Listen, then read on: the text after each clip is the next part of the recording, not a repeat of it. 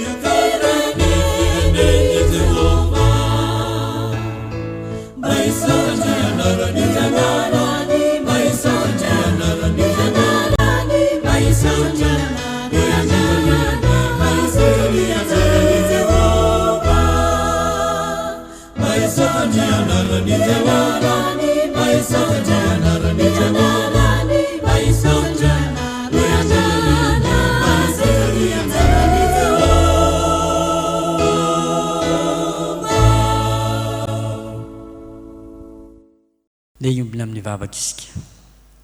Ry Andriamanitra rainay eo, indre ny hafalianay noho ny fitiavanao ka tody-soa eto amin'izao tempolinao masina izao izahay.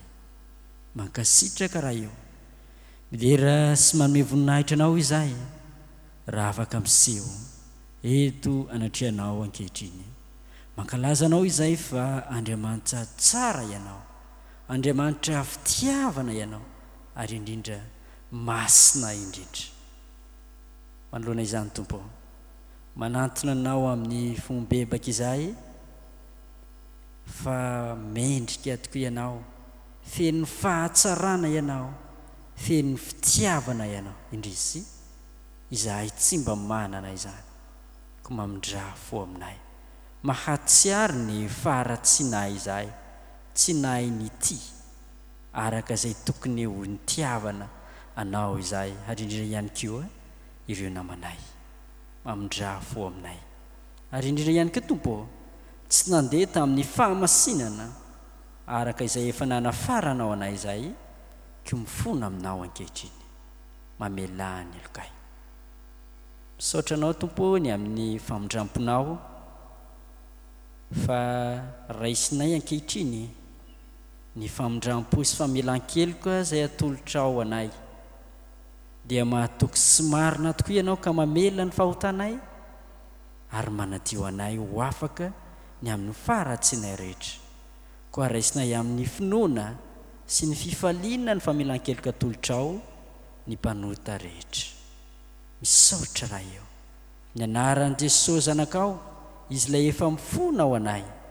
ary indrindra ihany koa izy ilay efa tonga famonjena ao anay no hitrahanay ny famelan-keloka avy aminao ankehitriny ary raha eo mangatsaka ny faneno masina izahay mba hitarika anay amin'izay rehetra ataonay eto amin'izao tempolinao masina izao fa tianay hatao voninahitra ao irery ihany izao fanompona tanterahana izao mangatsaka ary izahay ny asany faneno masina aty anatinay ahatonga anay hanana fiombonana fenao aminao ary indray ihany koa isitraka ny fanavaozana avy aminao izahay aorian'ny fiombonana ao aminao Andriamanitra amin'ny anaran'i Jesosy Kristy izy ilay efa mpamonjy anay mangatsahana izany amen oka hipetraka ny fiangonana tonga amin'ny fotoana ianona ny tenin'Andriamanitra isika koa ataontsika ny era fahaefatra amby telopolo sy dimanjato ny andininy voalohany sy ny andininy faharoa ao anatin'izany no hiakatra ny mpanompon'Andriamanitra hivavaka sy hamaky ny soratra masina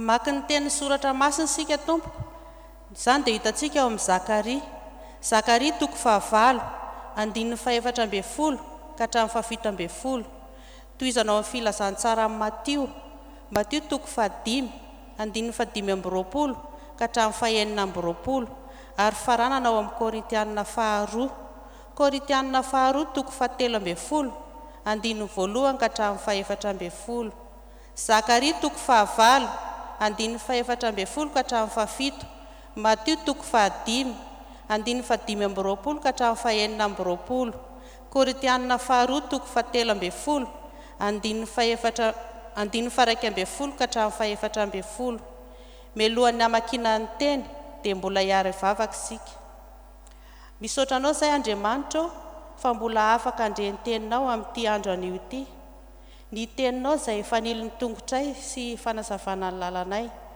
koa midina fanay masinao aty anatinay anazava fonay ahaizanay mitahiry ny teninao mitenena Jehovah fa vonina iaino izay mpanomponao.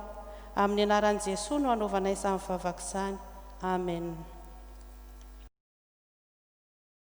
Amin'ny anaran'i Jesosy, izao no lazain'i Jehovah Tompo maro toy ny sainako ahatonga loza aminareo tamina ampatezeran-drazanareo aho, ho Jehovah Tompo maro ka tsy naneninao, dia ho toy izany kosa no isainako anisy any Jerosalema sy ny taranaka Joda amin'izao andro izao.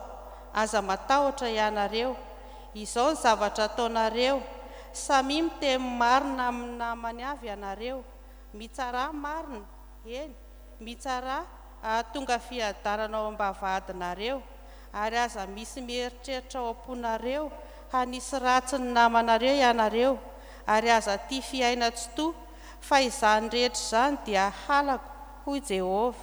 Amen. Mihavàna faingana amin'ilay manana ady aminao, raha mbola miara-dia aminy ianao, fandrao ilay manana ady aminao, hanolotra anao amin'ny mpitsara, ary ny mpitsara kosa hanolotra anao amin'ny mpamatotra, ka atao an-tranomaizina ianao. Lazaiko aminao marina tokoa, tsy ho afaka ao mihitsy ianao ambara-panjohanao ny farehefa-vety farany indrindra.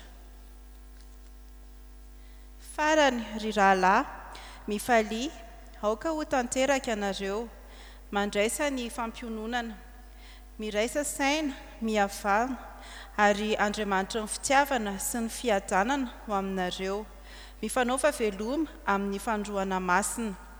Ny olona masina rehetra manao veloma anareo, ho aminareo rehetra ny fahasoavan'i Jesosy Kristy Tompo sy ny fitiavan'Andriamanitra ary ny firaisana amin'ny fanahy masina. Amen. Ray masino, manamasiana amin'ny fahamarinana, fa ny teninao amin'ny fahamarinana. Amen. Dia hitsangantsika hitsena ny avatry ny Tompo. Ataontsika eo am-pitsanganana ny hira 3:7, ny andinin'ny voalohany sy ny andinin'ny fahatelo.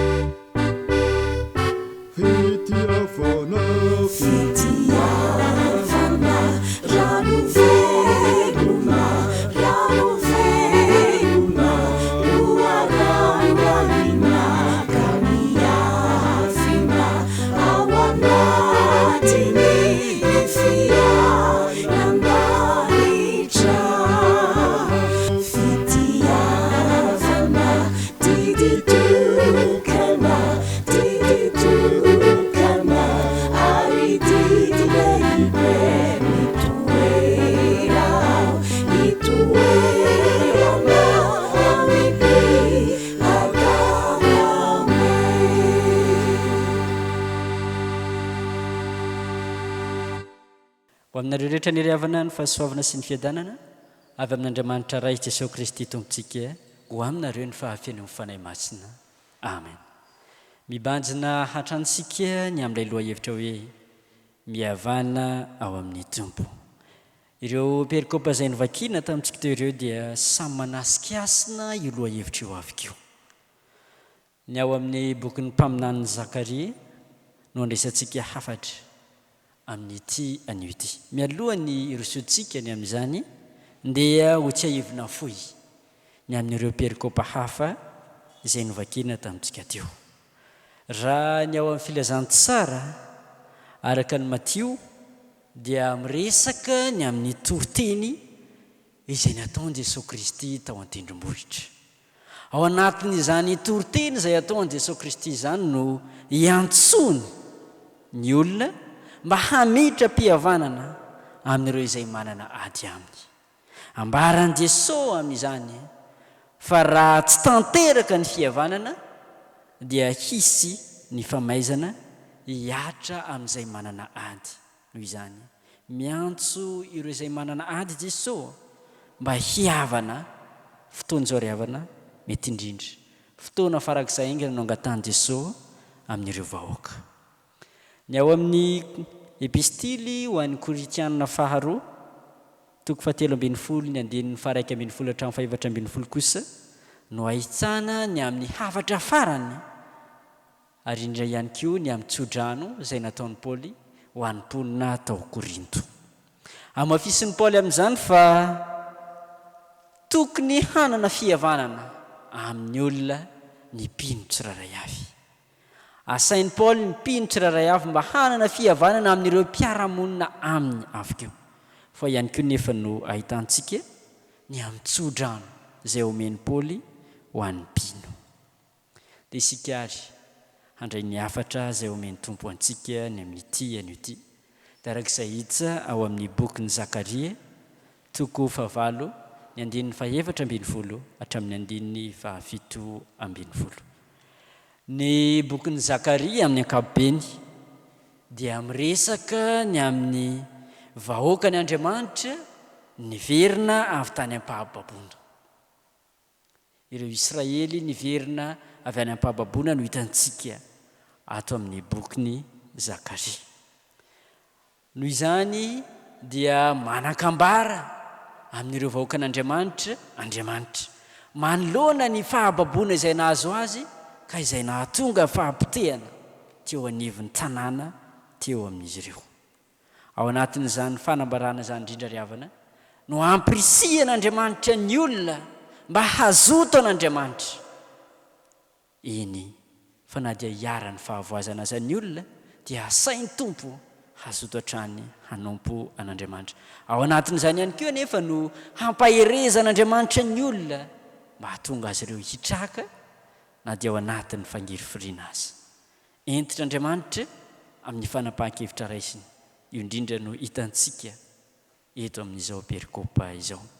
Andriamanitra miatrika ny vahoakany, miteny amin'ny vahoakany izy, ary indrindra sary-piaro Andriamanitra amin'ny vahoakany. Mialohany amin'izao perikopa izao ery amin'ny 1 sy ny 2 dia aseho ny soratra masina mazava tsara fa sary-piaro amin'ny vahoakany Andriamanitra. Io mantsy ny soratra masina eo amin'ny 1 sy ny 2 hoe ary tonga ny tenin' Jehova tompony maro nanao hoe izao no lazain'i Jehova tompony maro, sary-piaro dia sary-paro anziona ao. Izany ry havana dia sary-piaro amin'ny vahoakany Andriamanitra mba hanana fihavanana marina ny mpino rehetra. Koa ny afatra izay omena ho antsika amin'ity an'ity dia ny hoe Andriamanitra manatrika ny vahoakany voalohany manome toky ho an'ny mpino.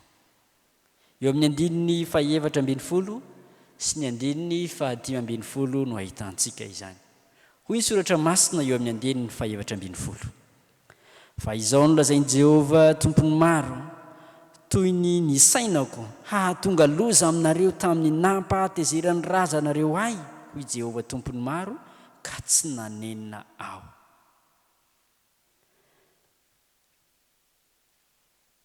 Fa izao no lazain'i Jehova tompony maro toy ny nisainako hahatonga loza aminareo tamin'ny nampahatezerany razanareo ahy, hoy Jehova tompony maro, ka tsy nanenina aho. Eto amin'izao andin-tsoratra masina izao no anaovan'Andriamanitra tsy ahy ny amin'ny lasy, izay ilazany fa tsy nanenena an'Andriamanitra ny loza izay asehony eo amin'ny fiainan'ny olona. Fa eto amin'izao andin-tsoratra masina izao ihany koa anefa no anambaran'Andriamanitra fa ny loza izay mitranga dia vokatry ny fahatezeran'Andriamanitra noho ny nataon'ny olona taminy. Rehefa mahatezitra an'Andriamanitra ny ataon'ny olona dia tanteraka amin'ny olona ny loza izay mitranga eo amin'ny fiainan'ny olona dia vokatry ny fahatezeran'Andriamanitra. Noho izany miantso antsika ny Tompo mba handinika ny amin'ny lasantsika manontolo izao sy anao no hiantefany izany tenin'Andriamanitra izany anio. Manoloana izany mila mamantatra ny amin'izay nataontsika rehetra isika, mila mamantatra ny amin'izay tsy nety nataontsika teo anatin'Andriamanitra isika, ka hanova ny fanaontsika mba hanana fitondrantena mahafaly an'Andriamanitra. Aoka ny mahafaly an'Andriamanitra no ataontsika. Fa raha toka mifanohitra ny amin'ny fifaliana avy amin'Andriamanitra no ataontsika dia tonga fahatezerana an'Andriamanitra ary mahatonga loza ho antsika. Eo amin'ny 15:10 ry havana dia mivaky toy izao ny soratra masina hoe dia ho toy izany kosa no isainako hanisoany Jerosalema sy ny taranako Joda amin'izao andro izao. Aza matahotra ianareo. Dia ho toy izany kosa no isainako hanisoany Jerosalema sy ny taranako Joda amin'izao andro izao. Aza matahotra ianareo. Eto indray dia miresaka ny amin'ny hoavy sy ny amin'ny ankehitriny ny soratra masina. Izany hoe mampanantena Andriamanitra eto fa ho tanterahiny eo amin'ireo izay manaiky hiainany amin'ny fitondrantena vaovao ny fahasoavany. Omen'Andriamanitra ho an'ny olona izay manaiky hanova ny fitondrantena araka ny fitondrantena araka n'Andriamanitra ny fahasoavany. Izany hoe ny hoavy ny olona izay manaiky hiaina ny fitondrantena mahafaly an'Andriamanitra dia hianika ny sorehetra avy amin'Andriamanitra. Ny loza teo aloha hiova fiadanana raha manaiky ny hanova ny fitondrantenantsika isika. Ny fanekentsika hialany amin'ny toetra ratsy no mahatonga ny loza hiova ho fiadanana. Ny fanekentsika hanapa-kevitra hialany amin'ny hialany amin'ny faharatsiana izay efa niainantsika no mahatonga ny loza hiova ho fitahiana. Eto amin'ity soratra masina ity ihany koa anefa no anehoan'Andriamanitra fa tahaka ny nandefasany loza nanjon'ny olony no handrotsahany ny soseseheny eo amin'ny fiainan'ny olona. Izay vonina hiainany amin'ny fiainana vaovao ry havana izao. Ny loza teo aloha hiova ho fiainam-baovao. Ny loza teo aloha hiova ho fitahiana. Izany no iseho eo amin'ny fiainan'ny olona raha toka manaiky ny hialany amin'ny toetra ratsy isika. Ry havana, toky no omen'Andriamanitra ho an'ny olona. Raha vonina isika hialany amin'ny ratsy fanaontsika dia hisitraka ny fitahiana avy amin'Andriamanitra isika. Hoy ny Tompo aminao ankehitriny, aza matahotra. Andriamanitra ilay tompony hery, Andriamanitra ilay tompony fahefana no milaza aminao ankehitriny hoe aza matahotra. Ny fahatanterahany fitahiana dia isika manaiky hiovany amin'ny toetra ratsy izay efa niainantsika. Raha manaiky hiala amin'ny ratsy ianao dia hitoetra eo aminao ny fitahian'Andriamanitra. Anio ary havana, fotoana izay mety indrindra raha napa-kevitra isika hiala ny amin'ny faharatsiana rehetra izay efa niainantsika. Tsarovy fa raha mbola minia ny hiainany amin'ny faharatsiana isika dia hirehitra amintsika hatrany ny fahateseran'Andriamanitra. Aoka hanantona an' Jesosy isika hiaiky ny faharatsiana izay efa niainantsika. Jesosy no efa fihavanana ho antsika. Jesosy no efa famonjena ho antsika. Izy ihany no hany afaka mampitony ny fahateseran'Andriamanitra amintsika. Izy no efa sorona ho antsika. Kanefa izany fanoloran-tena an' Jesosy, izany famonjeny Jesosy Kristy antsika izany dia mitaky ny fiovampontsika izay vao afaka hisitraka ny famonjen'Andriamanitra isika omeo laka Jesosy Kristy anjaka ao am-pontsika ry havana. Dia inge isika hijeriny amin'ny fiainan'ireo apôstôly, ahitantsika misimisy kokoa hoe tahaka ny ahoana ny fiainana rehefa mbola tsy ao anatin'ny finoana an' Jesosy, ary tahaka ny ahoana ny fiainana rehefa mino an' Jesosy isika. Mba hatsaroantsika moa ireo mpianatra Jesosy Kristy mialoha ny amin'ny fahafatesan' Jesosy, ny hany ny bahana tao an-tsaindry havana dia izao, ny hiady toerana rehefa andeha Jesosy Kristy dia ny tao an-tsain'izy ireo dia ny hoe iza no lehibe, iza no ambony indrindra. Toerana sy fahefana ary voninahitra, izany no nahazo laka tao amin'ireo mpianatra. Vokatr'izany ny aina tao aminatin'ny tahotra ireo mpianatra. Raha vao ny samborina i Jesosy Kristy dia natahotra ny orory ireo mpianatra. Fanahina sy tebiteby izany no nanjaka teo amin'ny mpianatra, izany no niainany ireo mpianatra. Fa izao anefa ry havana, rehefa tafahaona tamin'i Jesosy ireo mpianatra, rehefa nitsangana tamin'ny maty Jesosy, dia naneo ireto mpianatra ny amin'ny finoanan'i Jesosy Kristy. Raha teo aloha izy nanara-dia fotsiny any, fa kosa rehefa tena tafahaona tamin'i Jesosy Kristy ireto mpianatra, dia nanana fitondrantena vaovao. Foana avokoa ny fitiavan-tena, ny fitiavam-boninahitra. Ary teo ankilany ihany koa dia foana ihany koa ny tahotra sy ny ororo rehefa tena niorina tamin'ny finoanan'i Jesosy Kristy ireto mpianatra. Izany ihany koa ry havana no hiseho eo amin'ny fiainantsika. Rehefa miorina ny amin'ny finoanan'i Jesosy Kristy isika, rehefa manaiky hampanjaka an'i Jesosy Kristy eo amin'ny fiainantsika isika, dia hisitraka fiainam-baovao. Ireo mpianatra teo aloha niainany amin'ny tahotra sy ny ororo, fa taty aoriana kosa rehefa niorina tamin'ny finoanan'i Jesosy izy ireo, dia niaina tamin'ny fahasahiana, ary indrindra ihany koa niaina tamin'ny fiadanana. Niaisitra avokoa ny tahotra sy ny ororo, fa tonga ny fahasahiana sy ny fiadanana, vokatry ny finoanan'i Jesosy Kristy. Izany no tiana omena ho antsika amin'ity an'ity. Aokary handinika ny amin'ny lasantsika isika, ary hanovany amin'ny hoavintsika manontolo. Ny hafatra faharoa izay omeny Tompo antsika ny amin'ity an'ity ihany koa dia izao: Andriamanitra manatrika ny vahoakany dia mitaky toetra mendrika eo amin'ny mpino. Andriamanitra manatrika ny vahoakany dia mitaky toetra mendrika eo amin'ny mpino. Eo amin'ny 5:20 sy ny 7:20 no ahitantsika izany. Dia ny dika teny ombonana eto Madagasikara no hojerintsika, na ny dième izany. Eo amin'ny 5:20 hoy ny soratra masina hoe: izao no tsy maintsy hataonareo, samy milaza ny marina amin'ny namany avy ianareo, aoka ho didim-pitsarana ara-draniny no avoaka eo amin'ny toeram-pitsaranareo, mba hahatonga fiadanana eo aminareo.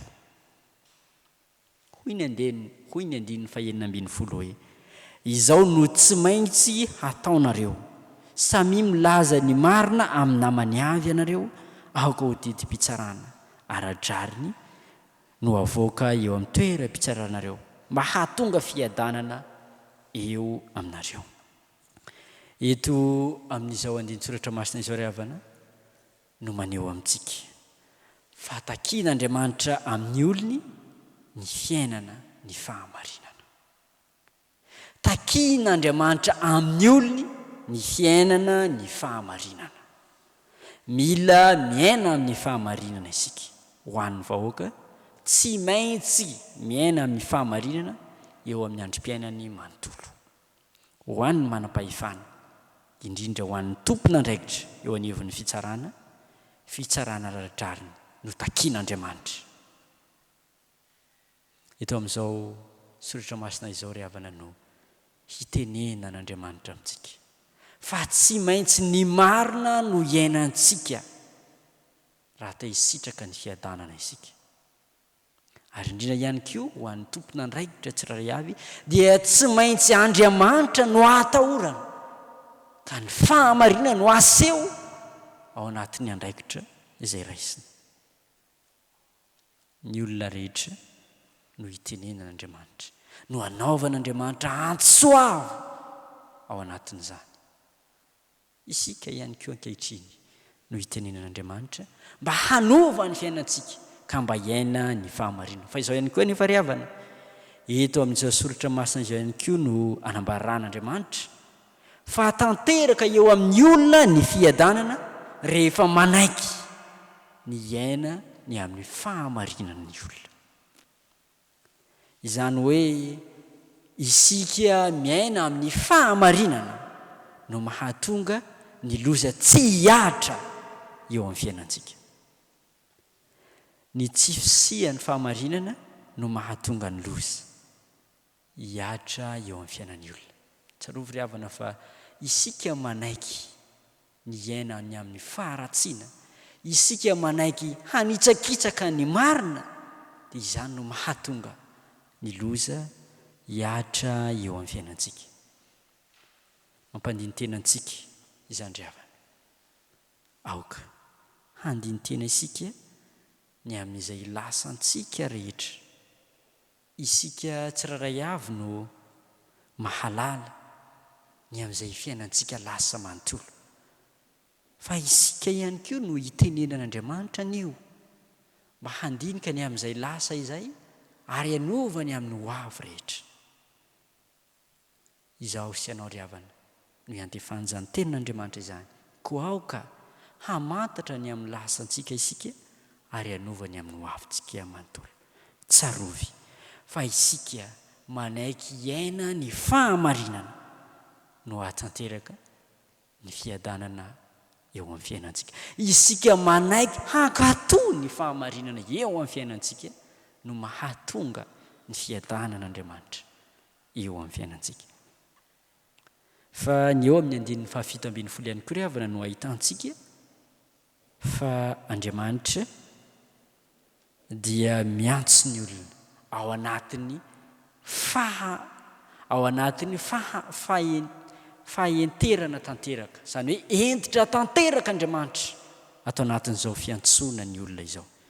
Ny soratra masina eo amin'ny 7:10 hoe aza mieritreritra hanisy ratsy ny namana ary aza mety hianina lainga fa halako ny zavatra rehetra toy ireny. Izaho Tompo no manao izany teny entitra izany aminareo.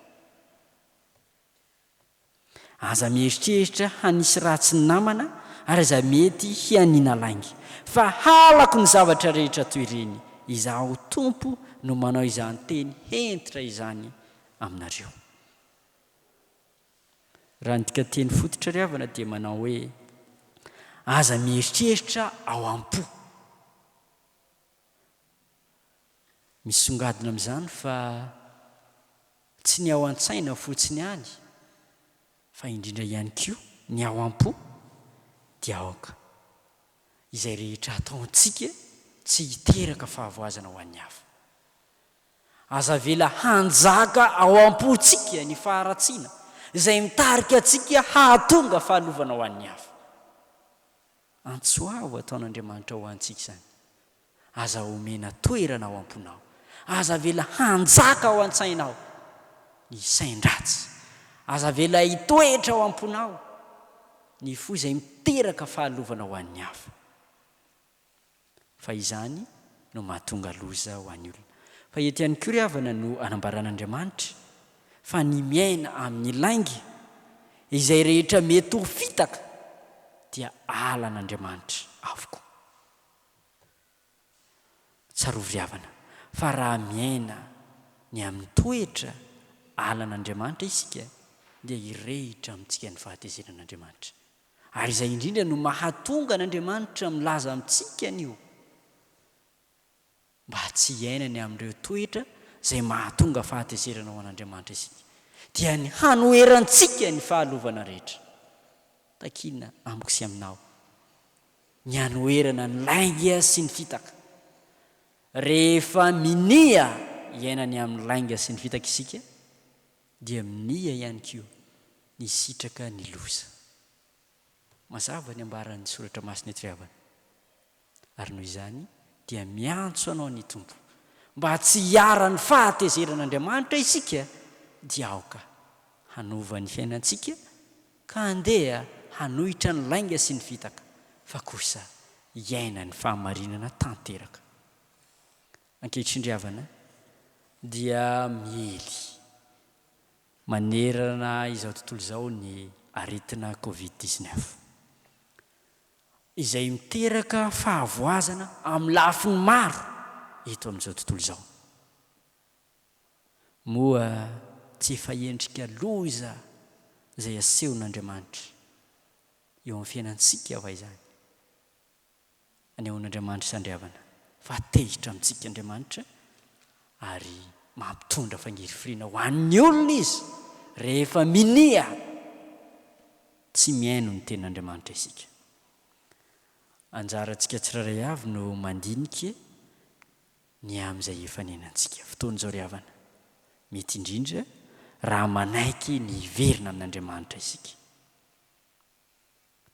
Tsy tian'Andriamanitra ry havana ny hisitrahantsika ny fahatezerany, fa kosa tian'Andriamanitra isika mba hiaina amin'ny fifaliana. Noho izany miantso antsika izy mba hiataka ny amin'izay toetra rehetra halan'Andriamanitra isika, fa kosa handeha anao izay tian'Andriamanitra. Inona sy antenaina fa iova fiadanana ny loza izay misy ankehitriny, io aretina izay mampitondra fangirifirina sy fanaintainana ho antsika io dia iova fiadanana io raha toka manaiky ny iaina amin'ny fahamarinana isika. Feny ariavana dia izao nambara n'Andriamanitra tamintsika teo fa Andriamanitra manatrika ny vahoakany. Izao sy anao no atrehin'Andriamanitra ao anatin'izany. Ny fanatrehan'Andriamanitra antsika dia mitondra toky ho antsika. Ny fanatrehan'Andriamanitra antsika dia mitondra toky ho antsika. Raha manaiky ny hialany amin'ny lalan-diso isika dia hiova fitahiana ny loza. Hanome fiadanana ho antsika Andriamanitra, ko aza matahotra fa efa tonga i Jesosy ho fihavanana ho antsika. Ny fanapahan-kevitritsika no andrasan'Andriamanitra. Efa no hamarin'i Jesosy isika, ko manomboka amin'ity anio ity. Iaino ary izany fahamarinana nomeny Jesosy anao izany. Alaviro ny lainga sy ny fitaka, fa ihany kosa ny fahamarinana izay efa nomeny Jesosy ho anao. Ho an'Andriamanitra irery ny voninahitra, fa ho amintsika ny asan'ny fanahy masina. Amen.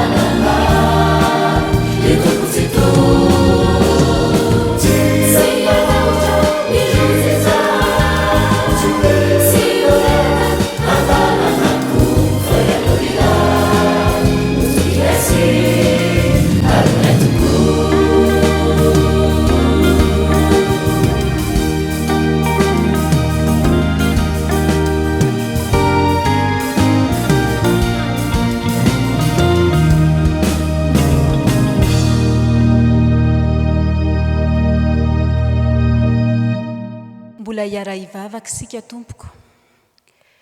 Ry tompo Andriamanitra tsara indrindro, misaotra anao zahay no miteninao. Zay teny fiainana manome anay ny fahatokisana ny Mahandriamanitra be famindrampo anao, ka misaina mandrakariva izay ahasoanay. Teny mitaridalana anay ny amin'ny toetra tsara sy mahamendrika anay. Misaotra anao zahay fa Andriamanitra fitiavana ianao, ary manoro sy mitaona anay amin'ny fitiavana ny namanay araka ny fihavanana marina.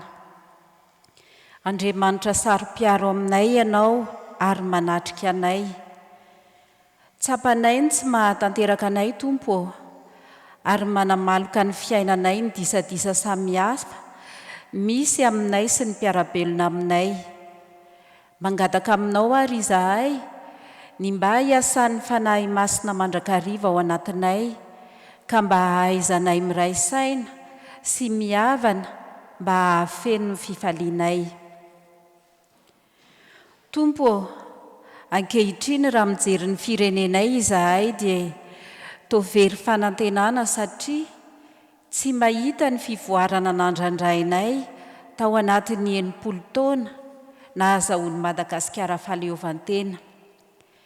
Eny tokoa ry Tompo, anisan'ny firenena voasokajy ho mahantra ny firenenay, ary amin'izao fotoana izao dia mbola mamely ihany koa ny valanaretina. Efa nanao ny tsy mety teo imasonao tokoa izahay ry Tompo, ka manahy sao loza ateraky ny fahatezeranao izao rehetra izao. Misaotra anao nefa izahay satria ny teny vao notoriana taminay teo dia mbola toky mampahatsiahy anay fa misaina ny anisy soanay ianao. Antoka hisitrahanay ny soa avy aminao, ny fanekenay hanana fitondran-tena tsara sy hiala amin'ny ratsy fanaonay, ary ny fahaizanay mihavana. Ka velomy mandrakariva ary Tompo ny fanahy masina ao anatinay, mba hahaizanay mifanampy sy mifampitsinjo. Tsy dio manokana ireo izay nomenao ny fanapahana amin'ny sehatra isantsokajiny, mba hitsara marina ahatonga fiadanana eto amin'ny firenenay, dia ho tany sambatra tokoa ity Madagaskaranay ity. Eo amin'ny fiatrehanay ny fahameana ara-pahasalamana, dia mitondram-bavaka ny asa rehetra mifandraika amin'izany izahay. Mitondram-bavaka ny mpiantsehatra rehetra ary manokana amin'izany ireo mpitsabo. Entina hiambavaka ny asa fikarohana ny fanafody hiadina amin'izao valanaretina izao. Entina hiambavaka ireo tsy salama mba ho sitrana soamantsara, ary mba ho lavitry ny tebiteby fa hatoky kosa ny fitantananao Andriamanitra. Irina indrindra Tompo ny mba hahafehezanay izao valanaretina izao, mba hahafahanay miaraka mivavaka eto amin'ny tranonao toy ny teo aloha indray. Mitondram-bavaka ny asan'ny fiangonana rehetra izahay, ny asa fitoriana ny filazantsaranao, ny asa fanitarana ny fiangonana sy ny fanomanana ny fisotrondronon'ny mpitandrina. Ianao Tompo no hanoro hevitra ny tompona andraikitra isantsokajiny amin'ny lamin'asa rehetra ho famitana izany fikasana rehetra izany. Mitondram-bavaka ny mpitandrina sy ny mpitandrina mpizadra rà ary ny fianakavian'izy ireo izahay ry Tompo. Ianao hanafiery azy ireo ahatotosany ny asa masina sy tsara izay efa nitokisanao azy. Mitondram-bavaka ny tsirairay izahay ry Tompo. Tsy miafina aminao ny fahasairanana izay mbola vesary ny fiantraikany izao valanaretina izao. Tsy miafina aminao ny tsy fisian'ny asa, ny tsy fandraisana karama sy ny olana maro tsy voatanisa. Toky tsy mamitaka ny teninao Tompo, ka mangataka indrindra aminao izahay, aza vela angahy ahy, satria ny sandronao mahery no iankinanay. Dia tanterao aminay ny fanomezan-toky omenao, fa ianao dia mihevitra fiadanana ho anay fa tsy loza. mitondra mbavaka manokana ireo ray mpianakaviana izahay. Tsapanay ny andraikitra mavesatra iantsoroan'izy ireo. Ianao anie anome fifaliana sy fahombiazana ho an'ny ray rehetra. Ianao anoro azy ireo ny lalana sy ny toetra mendrika hitondran'ny fianakaviana. Dia ho lehilahy mahery eo aminao tokoa anie izy ireo Tompo, ka ho fifaliana ho an'ny fianakaviana manontolo. Mampianarana ny fianakaviana ihany koa Tompo ny ahaizanay manohana ny ray mpianakaviana. Irina indrindra ny anaovan'ny tokantrano tsirairay fety sambatra amin'ity andro anio ity. Tompo, ampitomboy ny finoanay, ka raha hiatrika herinandro vaovao izahay, dia eo anatrehan'ny sedra olalovanay, dia ho sasahady izahay hiteny tahaka ny Davida hoe: Jehova no mpiandry ahy, tsy hanan-java-mahory aho. Eny tokoa, fahasoavana sy famindram-po no hanaraka ahy amin'ny andro rehetra iainako, dia hitoetra ho an-tranon'i Jehova andro lava aho. Fohy ny fisainanay Tompo, ka tsy feno izay nivavaka izany. Mahatoky nefa izahay fa ianao mitahiry hatrany ny anjara tsara izay efa natokanao anay. Mbola sitrakay ankehitriny no anambatra izany vavaka izany amin'ilay vavaka tsara indrindra nampianarinao manao hoe: Rainay eo izay any an-danitra, ho amasinina anie ny anaranao, ho tonga anie ny fanjakanao, atao anie ny sitraponao, ety an-tany ho tahaka ny any an-danitra. Omeo anay anio ny anina sahaza ho anay. Mamela ny elokay tahaka ny namelanay izay meloka taminay. Aza mitondra anay amin'ny fakapanahy, fa manafahanay amin'ny ratsy. Anao ny fanjakana sy ny hery, anao ny voninahitra mandrakizay. Amen. Dia hitsangantsika hijoro vavolombelona eo anatrehan'ny Tompo, ka hiaraka anambara ny finoantsika eo aminy. Ny fanekempinoana larana fahatelo, ny arahantsika manonona ao anatin'izany. Mino an'Andriamanitra raitsoa aho, izay mpanao ny lanitra sy ny tany. Andriamanitra dia fanahy, Andriamanitra dia fitiavana, Andriamanitra dia manjakatra amin'ny taloha indrindra ka ho mandrakizay. Andriamanitra dia mampiseho ny fitiavany antsika, fa fony mbola mpanota isika, dia maty hamonjy antsika i Kristy. Mino an Jesosy Kristy zanan'lahy tokana tompontsika ao, tonga izy hitady sy hamonjy ny very. Izy ny lalana sy fahamarinana ary fiainana. Izy dia tsy miova ho malisan'io ary mandrakizay. Mino ny fanahy masina aho, izy no manambara amin'ny fanahintsika, fa zanak'Andriamanitra isika. Fanahy iray ihany no nanao babatisantsika rehetra ho tena iray, ny fandresena izay ety mandresy izao tontolo izao, dia ny finoantsika. Tompo, ampitomboy ny finoanay. Amen. Sorantsika ny Tompo ry havana ny amin'ny nahafahantsika ny ombina tamin'ity anio ity. Amarana izao fotoana izao ary sika, andray ny tsodrano, aoria ny tsodrano, dia ataontsika ny hira fahaenina ambin'ny folo ao amin'ny firana fanampiny ny andininy faharoa. Raiso amin'ny finoana ary ny tsodrano, izay atolotra amin'ny anaran'i Jesosy Kristy tompontsika, fa izy no hatanteraka izany ho antsika. Ho aminareo rehetra ny fahasoavan'i Jesosy Kristy Tompo, ny fitiavan'Andriamanitra ray, ary ny firaisana avy amin'ny fanahy masina. Amen.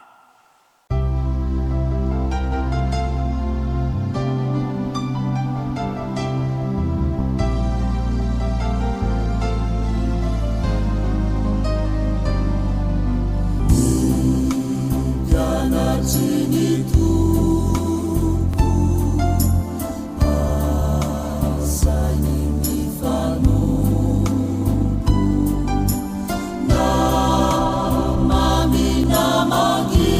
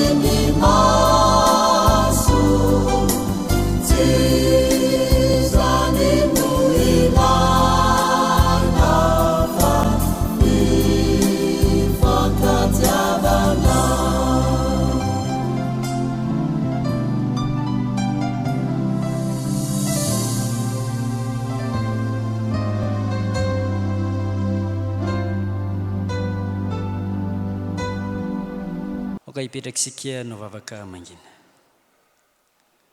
ho an'Andriamanitra irerany ny voninahitra amin'ny anaran'ny Ray sy ny Zanaka ary ny fanahy masina.